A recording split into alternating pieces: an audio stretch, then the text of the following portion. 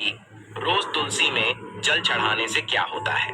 एक समय की बात है जब सुभद्रा अपने मायके द्वारका में आई थी भगवान श्री कृष्ण से मिलने के लिए। अपने पति अर्जुन के साथ वे दोनों एक विशाल रथ में बैठकर द्वारका में आए। तभी सुभद्रा बहुत अचरज में पड़ गई। उसने देखा कि उनके भाई श्री कृष्ण अपनी पत्नी रुक्मिणी के साथ तुलसी में जल दे रहे थे।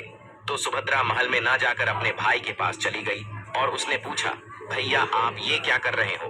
क्या तुलसी का पौधा आपको इतना प्रिय है? तब भगवान श्री कृष्ण कहते हैं, हाँ बहन, तुलसी ही भगवान श्री हरि की प्रिया है। अगर हम तुलसी की पूजा रोज करते हैं और नित्य रूप से जल देते हैं तो हमारे सारे दुख और पाप दूर होते हैं, साथ ही हमें मृत्यु के बाद मुक्ति भी मिल सकती है। तब सुभद्रा कहती है, भैया क्या वाकई इस पौधे में इतनी शक्ति है? तब श्री कृष्ण मुस्कुराते हुए बोले, हाँ बहन, मैं तुम्हें एक तुलसी की अत्यंत पवित्र कथा सुनाता हूँ, लेकिन इस कथा पूरा और ध्यान से सुनो, जो खुद भगवान शिव जी ने माता पार्वती को भी बताई है।